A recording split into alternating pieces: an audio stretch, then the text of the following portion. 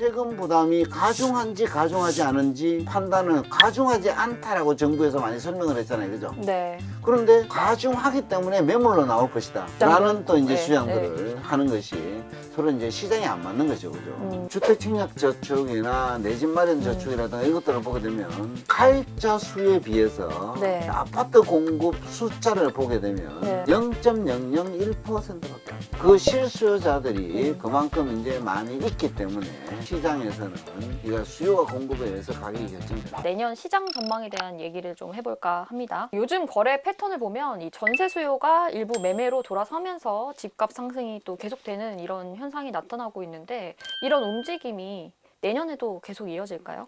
전국의 이 부동산 시장을 봤을 때는 예전과 마찬가지로 서울과 지방 간의 양극화 네. 현상은 항상 좀 더 심화될 것으로 보여지고요. 시장을 봤을 때는 전반적으로 가격 상승을 피할 수 없을 것으로 이렇게 보여지는데 특히 우리가 이제 주거용 부동산 중에서 네. 아파트 같은 경우에는 정부에서 공급 시그널을 계속 주지 않게 되면 기축 아파트 가격은 당연히 상승할 것으로 예상이 되고요. 네. 신규 아파트 같은 경우에는 이 로또 분양 현상들이 계속 이어질 것으로 보여집니다. 네. 전세 가격 같은 경우는 그럼 어떻게 될까, 그죠? 네. 임대차 보호 3법이 사실 올해 시행이 되었잖아요, 네. 그죠? 그러면 이제 이 신규 계약들이 체결되는 계약들은 계속 이제 가격이 상승하게 되는데 내년 사실 뭐 하반기까지는 네. 신규 계약은 계속 상승이 되고 그다음에 이제 그러한 임대차 계약들이 모두 갱신이 되는 시점을 언제로 보느냐 2022년 네. 1월로 보는 겁니다, 그죠? 그러면은 4년 동안 그 사람들이 그 집에 안전하게 살 수 있는 계약갱신 요구권을 갖고 있잖아요, 그죠? 네. 그 4년 동안 가격이 안정될 겁니다. 가격을 못 올리니까. 그래서 이제 뭐 내년 하반기까지는 상승을 하지만 그 이후에는 임대차 가격이 어느 정도 이제 안정될 것으로 이렇게 보여지는데 기존 임대차 계약을 갱신한 계약갱신 청구권을 행사한 임대차 계약의 경우에는 5% 범위 내에서 일정 수준을 유지할 것이고 네. 그다음에 신규 임대차 계약 같은 경우에는 전세 가격을 높여서 네. 계약을 체결하기 때문에 전세 가격들의 어떤 이중화 현상들이 앞으로 계속 나타나지 않을까. 그 내년 하반기까지라고 예상하시는 이유는 어떤? 이제 임대차 보호 3법이 시행되고 나온 이후에 한 1년 한 6개월 정도 지나잖아요, 그죠? 네. 1년 6개월 정도 지나면 기존 임대차 계약들이 이미 신규 계약이 다 체결되고 나머지 계약들이 이제 갱신 모드로 들어가기 때문에 네. 갱신될 때는 가격이 네. 안정될 수밖에 없죠, 그죠? 정부에서 규제를 하기 때문에. 네. 그리고 이제 4년이 지났을 때 임대차 가격들이 4년치 임대료가 한꺼번에 오르는 부작용들이 나타나는 거죠. 네. 자, 왜냐하게 되면 우리가 이제 뭐 가장 대표적으로 뭐 맥주값을 4년 동안 인상하지 못하도록 규제를 해요. 4년에 한 번씩 인상할 수 있도록 만약에 이제 규제를 풀어줘요. 4년치의 맥주값이 그대로 오르겠죠, 그죠? 네. 그런 현상과 똑같은 겁니다. 예. 서울의 전세값이 너무 높으니까 이 수도권 외곽 지역으로 가서 아예 집을 매매하는 네. 뭐 이런 식으로 해서 이제 가격 상승세가 나타나고 있거든요. 네. 그럼 이런 현상들도 내년까지 계속 될 수 있다. 임대차 가격이 상승하게 되면 매매 가격을 밀어 올려주고 그다음에 이제 매매 가격이 올라가게 되면 전세 가격이 상승하는 이런 현상들이 앞으로 지속될 것으로 보여지고 네. 그다음에 이제 전세 가격이 상승하다 보니까 그럼 수요자들은 또 어떻게 생각을 하냐 내가 이거를 전세에 살기보다는 네. 이 집을 사서 이사를 가야 네. 되겠다라는 수요들이 있는데 근데 그 대신 이제 집을 사서 이사를 가려고 하는데 또 매매 가격이 너무 상승하다 보니까 네. 자기가 거주하고 있던 지역 또는 이제 뭐 주거 요건들이 괜찮은 지역 직주 근접에 있는 주택에 있는 것이 아니라 조금 더 외곽으로 나가서 매수해서 살 수밖에 없는 이런 현상들이 자꾸 나타나고 있는 거죠. 그런데 이제 정부가 기대하는 내년 변수가 있거든요. 보유세가 이제 내년부터 인상이 되고 그 기준일이 6월 1일인데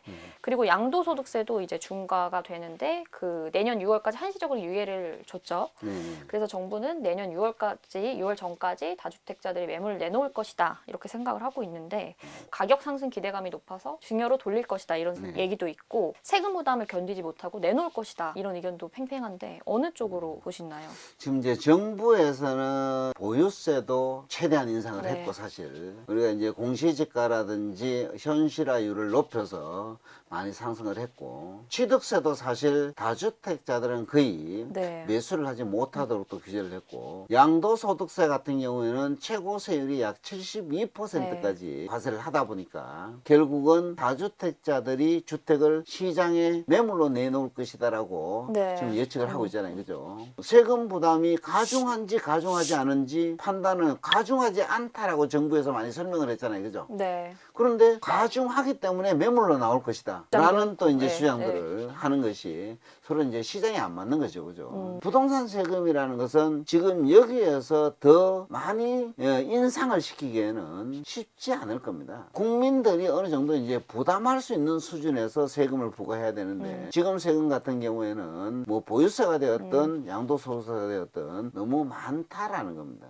조세 저항이 예, 있는 그렇죠. 상황이죠. 근데 그런 조세 제한이 있음에도 불구하고 다주택자들이 세금이 무서워서 그 집을 팔고 다 세금으로 납부할 것인가? 내가 가지고 있는 집을 팔게 되면 양도소득세가 최대 우리가 72%가 나와요. 기본적으로 60%가 나와요. 절반 이상을 예, 그렇죠. 차익을 내야 되는 예, 건데. 예. 그럼 예를 들어서 뭐 우리가 일반인들이 월급을 100만 원 받는다고 가정을 해요. 60만 원을 세금으로 납부해라. 납부할 사람들이 그렇게 많지 않다는 거죠. 네, 그죠? 그렇죠. 다주택자들은 어느 정도 이제 가진 자들이라고 보면 돼요. 네. 세금에 대해서 가중하다고 느끼고 가중하지만 이 세금 납부하는 비용보다는 이 부동산의 가치가 상승하는 자본이득의 증가분이 더 많을 것으로 생각을 하는 겁니다. 그러다 보니까 절대 이 부동산을 매도하지 않고 직계 좀비속들에게 네. 정려를 통해서 세금을 해결하게 되면 뭐 똑같은 세금을 내지만 네. 정려세를 납부하고 나면 나름대로 부동산은 네. 그대로 이제 직계 좀비속들이 가지고 있잖아요. 그죠? 정려를 통해서 그런 어떤 방향으로 다주택자들이 가져가지 않을까 네. 이렇게 보기 때문에 정부에서 예측하는 대로 다주택자들의 매물이 시장에 급격하게 네. 나와서 시장이 안정될 것이라는 얘기는 사실 어떻게 보게 되면 기대하기 어려운 네. 것이 아닌가. 한편에서는 또 이런 주장도 있거든요.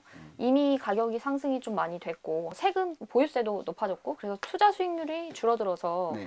양도세 중과가 유예되는 6월 전까지 내놓을 수 있다 이렇게 보는 사람들도 있거든요. 그래도 투자 수익률은 기대 수익률은 계속 높다 이렇게 보시는 거죠. 예, 그렇죠. 지금 이제 뭐 정부에서 뭐 공급을 통해서 네. 시장을 안정시킨다든지 이러한 획기적인 대책을 내놓기 전까지는 우리가 다주택 소유자들은 현재 이 자본이득의 증가가 세금 부담보다는 더 빠를 것이라고 판단할 가능성이 더 많다는 얘기입니다. 그러다 보니까 이제 가진 자들이 부동산을 절대 시장에 매물로 내놓지 않는 이런 현상들이 나타나게 되는 거죠. 근데 또 뭐 강남 같은 경우에 뭐 똘똘한 한 채 이런 현상 계속 증가할 수 있지만 뭐 만약에 다주택자가 강남 이외에 뭐 지방이나 수도권 지역을 갖고 있다면 내놓을 수도 있지 않을까요? 예를 들어서 이게 조금 다를 거예요. 네. 지방에 있으면서 강남의 주택을 한 채 갖고 있다면 네. 사실 그분들은 강남의 주택을 매도하지 않을 것으로 그렇죠. 보여지고요. 네. 사실 강남의 집을 가지고 어느 정도 이제 자본이득의 증가를 통해서 언제든지 우리가 이제 강남으로 이제 이주할 수 있는 여건들을 갖추고자 하는 욕구들이 있고, 그다음에 이제 강남의 집을 한 채 가지고 있으면서 거기에 이제 살고 있는 다주택자들의 경우에는 지방에 만약에 주택을 가지고 있을 때 지방에 있는 가지고 있는 주택을 매도하겠느냐라는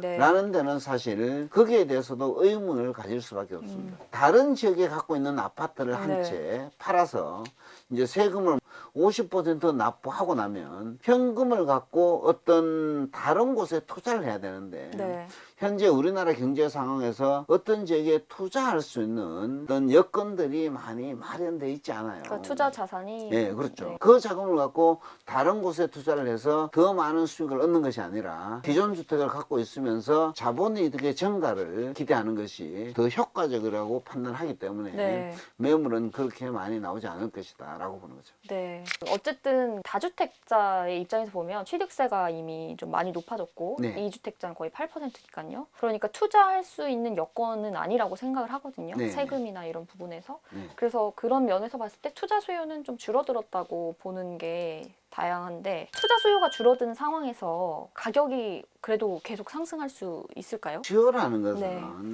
항상 우리가 이제 실수요와 가수요로 나누게 되는데 실수요자들이 많이 증가했다는 얘기예요. 최근에 예, 그렇죠. 말씀이시죠? 다주택자들은 취득세의 중과로 인해서 새로운 투자를 하기가 쉽지 않습니다. 실수요자들 같은 경우에는 어느 정도 이제 집을 사기에 무리수가 없다는 거죠, 그죠? 어느 정도 이제 세금 부담도 하면서 대출 규제도 어느 정도 정도 피하면서 네. 살 수 있기 때문에 그런 이 실수요자들의 증가 때문에 네. 이런 현상들이 나타나게 되는데 그러면 이제 실수요자들이 수요를 하려고 하면 이제 공급이 이루어져야 되잖아요. 네. 그죠? 다주택자들이 갖고 있는 집을 팔지도 못해요. 네. 세금 때문에.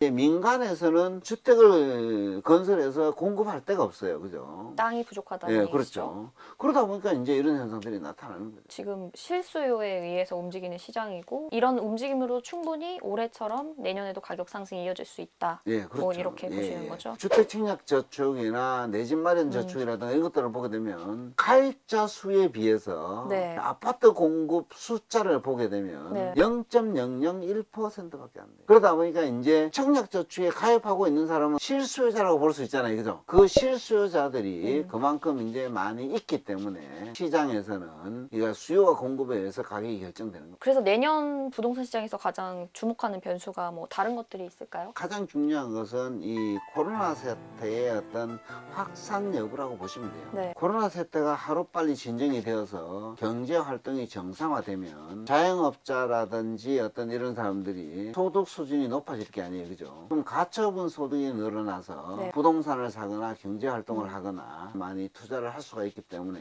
3기 신도시가 이제 최근에 발표가 되었잖아요. 네. 그죠? 3기 신도시와 관련해서는 이제 그 신도시 어떤 토지들을 수용하면서 보상금이 이제 지급되는데 그 보상금이 어디로 움직일 것인가 네. 도 사실 가장 큰 변수이다. 예전에는 토지에서 나온 보상금은 토지로 이동한다. 그래서 이제 주변 지역의 토지 가격을 급격하게 상승시키는 작용을 했습니다. 이제 확실한 통계 자료는 없지만 토지 보상금을 받은 네. 이 소유자들에게 이제 여쭤보게 되면 요 사이는 토지 보상금들이 주거용 부동산 투자로 바뀌어요. 가장 네. 대표적으로 이제 대부분 강남에 있는 네. 아파트, 송도에 있는 아파트 이런 식으로 그죠. 그래서 이제 아파트 쪽으로 움직이기 때문에 네. 아파트 가격의 어떤 불안을 가져올 수 있다라고 보는 거죠, 그죠. 그러면은 오랫동안 연구를 해 오셨으니까 예, 여러 예. 변수들을 얘기해 주셨는데 네. 상승, 뭐 하락, 보합 어느 쪽으로 좀 더 가능성이 높다고? 저는 이제 개인적으로 서울 같은 경우에는 그래도 뭐 강남 3구, 네. 그 다음에 이제 강남 인근 지역, 네. 관악, 동자, 마용성, 과천, 목동, 네. 예. 이런 어떤 핵심 지역들이 그래도 다른 지역보다는 어느 정도 이제 가격 상승의 여력들이 있다라고 보는 것이고, 그래서 지방 같은 경우에는 우리 핵심 지역들, 부산의 해운대구, 대구의 수성구, 네. 대전의 유성구, 세종 이런 식의 어떤 이 랜드마크 지역들이 그 지역의 부동산 가격을 선도하지 않을까 네. 이렇게 보고 있습니다. 뭐 신규 아파트 시장은 여전히 뜨거운 어떤 상품이라고 소비자들이 판단하고 있기 때문에 그렇게 보시면 될 것 같습니다. 내년에 집을 살 계획을 갖고 있는 분들도 있을 것 같아요. 네. 그런 분들이 보기에는 어떤 판단이 좋을까요? 내 집을 마련하고자 하는 실수요자들은 자기의 어떤 자본 계획, 네. 그 다음에 이제 직장 생활 등등을 파악을 해서 내 집 마련을 투자 개념보다는 네. 주거 개념으로 보고 네. 하루빨리 마련하는 것이 가장 현명한 길이라고 보시면 됩니다. 네. 왜냐하게 되면 이 부동산의 가치는 경제 규모가 커지면서 지속적으로 상승해 왔습니다. 물론 일부 이제 하락의 어떤 기조가 있었던 단기간에 시기도 네. 있었지만 네. 장기적인 측면에서 봤을 때는 부동산도 경제재이기 때문에 그 가치는 계속 상승할 수밖에 없다는 원리입니다. 내 집을 마련하고자 하는 사람들은 본인의 자금 계획에 맞는 최소한 자기가 이제 요구하는 집값에 최소한 우리가 60% 정도만 마련이 되었다면 가장 먼저 내 집을 마련하고 너무 멀리 우리가 거주를 하게 되면 삶의 질이 떨어질 수가 있습니다. 직주 근접, 네. 직장과 가까운 곳, 그 다음에 직장과 가장 가까운 중에서도 가장 핫한 지역 네.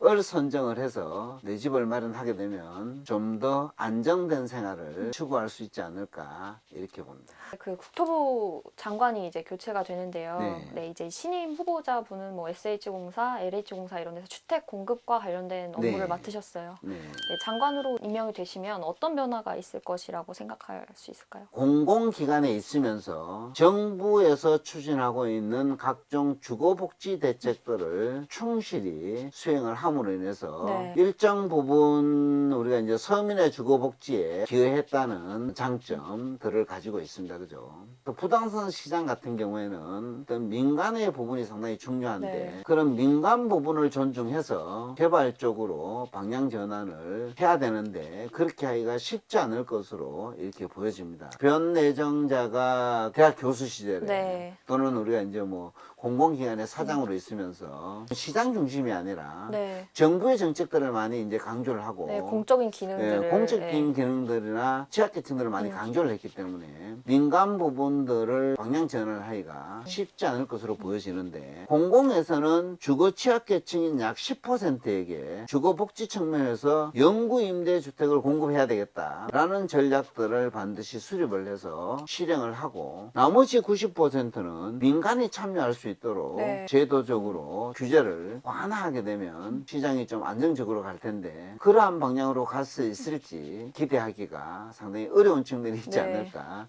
마지막으로 뭐 한마디 하고 싶은 말씀이 있으실까요? 정부에서 이제 부동산 정책을 내놓을 네. 때 어느 정도 이제 원인을 분석을 하고 대책을 내놔야 됩니다. 그죠? 그 원인이 뭘까? 근데 그 이제 그 원인을 전혀 생각을 하지 않고 이제까지의 대책들이 주거복지라든지 네. 세금 강화라든지 그다음에 이제 대출 규제라든지 이런 것들을 통해서 이제 규제를 하다 보니까 시장에서 정책의 효과들이 상당히 이제 실효성이 떨어지는 측면이 있었습니다. 그죠? 네. 임대차 보호 3법과 공급 부족 이런 원인들을 좀 해결할 수 있는 정책으로 방향을 전환하게 되면 부동산 시장이 안정되어서 국민의 삶의 질을 좀 향상시키는데 도움이 되지 않을까 하는 바람입니다. 시장의 순기능을 또 뭐 생각해 볼 필요가 있다. 뭐 네. 이런 얘기셨습니다. 네. 오늘 좋은 말씀 감사드립니다. 다음에 또 기회 되면 뵙고 인사드리도록 하겠습니다. 네, 감사합니다. 예, 수고하셨습니다. 네.